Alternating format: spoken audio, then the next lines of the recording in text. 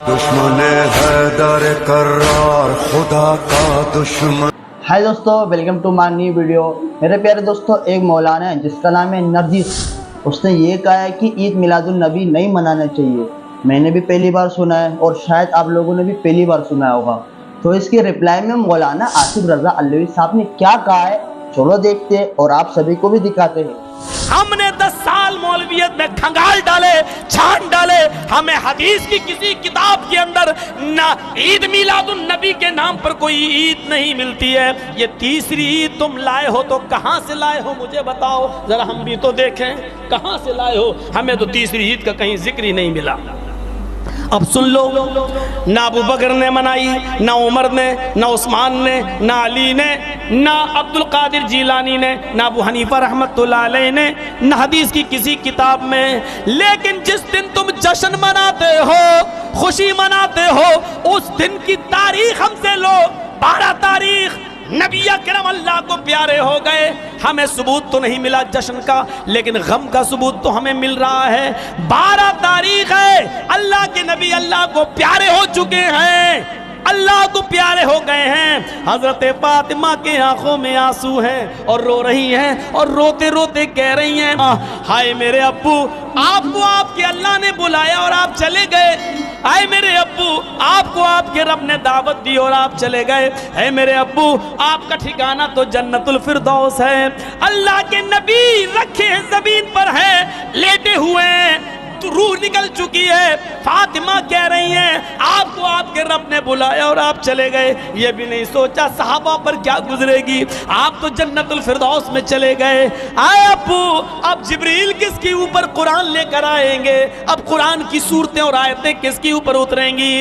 इला जिब्रील नना, मैं जिब्रील को बुलाती हूँ और आपके बारे में बताती हूँ। अब साहिब कुरान इस दुनिया में न रहा, अब कुरान लेकर मत आना, अब कुरान लेकर मत आना। मेरे भाइयों, हजरत फातिमा के आंसू निकले थे 12 तारीख को, और उस दिन तुम जश्न मना रहे हो, 12 रबीउल अव्वल को खुशियां मना रहे हो। ये दिन अगर खुशी का है तो ये दिन गम का भी दिन है, क्योंकि आज ही के दिन यानी 12 तारीख को अल्लाह का प्यारा नबी अल्लाह को प्यारा भी हुआ है, इस दुनिया से रुखसत भी हुआ है। अल्लाह ने उसको अपने पास बुलाया भी है, कायनात को रोशन करने वाला सूरज गुरूब भी हुआ है। अगर खुशियां मनाते हो तो गम क्यों भूल जाते हो। और रही हमारी बात, तो हम न तो गम मनाते हैं इतना कि खुशी भूल जाएं, और न खुशी मनाते हैं इतना कि हम गम भूल जाएं। इस्लाम नाम है एतदाल का, इस्लाम नाम है दरमियान में चलने का। हमको मालूम है कि अल्लाह के रसूल इस महीने में पैदा हुए, इसलिए खुशी है, लेकिन हम इतनी खुशी नहीं मनाते हैं कि ये भूल जाएं कि आज ही की 12 तारीख को, इस महीने की 12 तारीख को अल्लाह ने अपने पास भी बुलाया, इसलिए उसका दुख भी है। हम बीच में रहते हैं, ना गम इतना मनाएं कि खुशी भूल जाएं, ना खुशी इतनी मनाते हैं कि हम गम भूल जाएं। वाह वाह वाह वाह, बात में तो उनका दम है ही नहीं, लेकिन रो रो के लोगों के सामने इस तरह से बयान कर रहे कि बात में दम नहीं होने के बजाय लोगों को ये यकीन आ जाए कि ये सही बोल रहा है। तो इसकी रिप्लाई में दोस्तों मौलाना आसिफ रजा अल्लवी साहब ने क्या कहा है, जरा देखे तो सही। हमने कभी भी नबी का जश्न फर्ज से नहीं पढ़ा। मुसलमानों ने 12 रबीउल अव्वल मनाई, हम 17 मना रहे हैं। मुझे इस बात से कोई लड़ाई नहीं, कोई बहस नहीं कि नबी 12 को आए थे या 17 को आए थे। 12 भी चांद की तारीख है, 17 भी चांद की तारीख है। चांद ना था और ये था। क्या बात है, ये कैलेंडरों के बाद नहीं, ये दिन और रात से पहले, ये सूरज और चांद से पहले। सूरज और चांद कुछ भी न था, मेरा नबी था। 12 रबीउल अव्वल आपने मनाई, अब हमसे भी सुने। हमने आपकी नातें सुनी है, अब हमारी नात सुने। हमने आपके जुलूस देखे, अब हमारा जुलूस देखे। अब देखे कि अली वलीउल्लाह पढ़ने वाले जब नबी पढ़े तो फिर कैसे पढ़ते हैं, क्योंकि हमारे जाकर नहीं कहते तेरा खावा ते तेरे गीत गावा या रसूल अल्लाह। हम नबी का एहतराम कुरान से पढ़ के सुनाते हैं, और तूने ये नाते तो पढ़ दी कि तेरा खावा ते तेरे गीत गावा या रसूल अल्लाह। तू तो जिसका खाए उसका गाए, और जिसका मोहम्मद खाता रहा।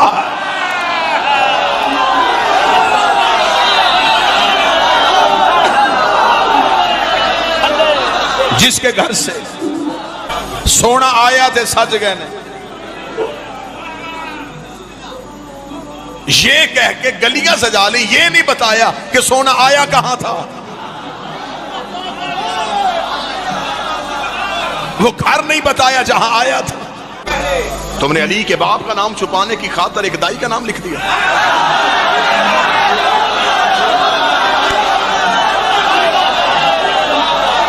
और रबीउल अव्वल के महीने में ऊंटनी और डाचियां निकाल ली। मौलवी से पूछो ये ऊंटनी क्यों निकाल ली? अब कहते जी इसलिए निकाल ली है कि बीबी हलीमा जब नबी को लेने के लिए आई थी तो एक ऊंटनी पे आई थी, इसलिए उस ऊंटनी की याद में हम 12 रबीउल अव्वल को ऊंटनियां सजा के निकलते हैं। तुम्हें हुसैन का घोड़ा अच्छा नहीं लगता था, तुमने हलीमा की ऊंटनी की याद में ऊंटनियां निकाल ली। लेकिन मौलवी तुझे शर्म नहीं आई? जिसमें थोड़ी देर के लिए मोहम्मद बैठा था वो तुझे अभी तक याद है, और जो मोहम्मद के कांधों पे बैठे थे। आओ मैं शिया की रिसालत पढ़ूं।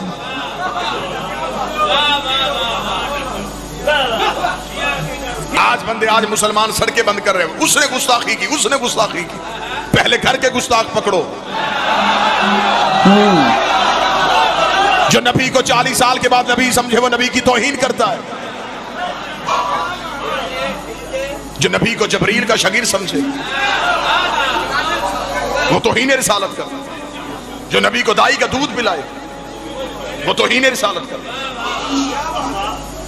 तूने अपने बच्चों के ज़हनों में नबी का तस्वुर क्या रखा? बकरियां चराते थे, गरीब घर में था, सलाम उस पर के जिसके घर न बोरी थी न बिस्तर था। तेरे अंदर की तकलीफ का मुझे पता। तूने इसलिए कहा कुछ ना था, अगर बताता कुछ था फिर बताना पड़ता वो कुछ किसका था।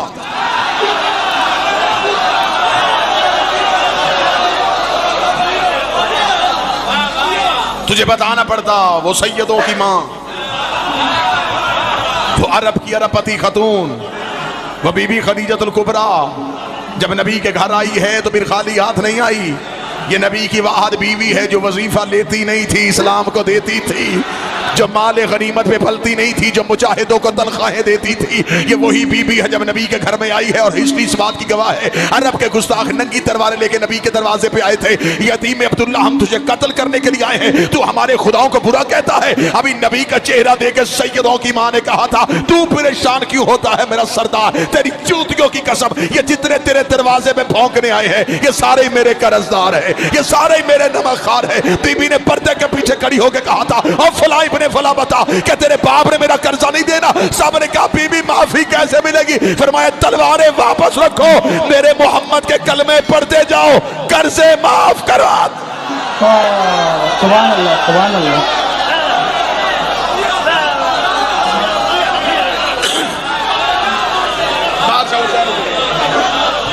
जिसकी सखावत ने इस्लाम को अमीर कर दिया, जिसका खा खा के अरब के भूखे ताजर हो गए।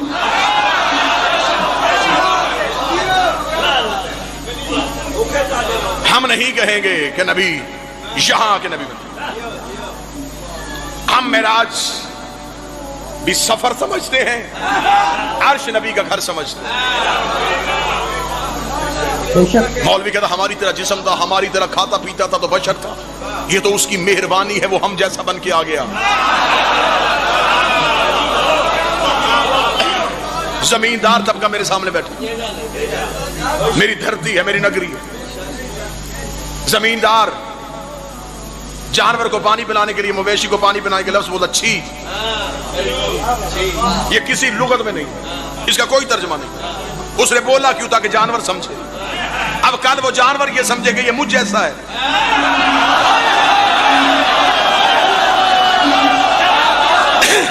ये तो उसने उसके लिए आसानी की थी, ये तो नबी ने हम पे आसानी की, तो हमारी तरह बन गया। अगर अपनी असली हालत में आता, दुनिया की वही हालत होती जो तूर पे मूसा के साथियों की हुई।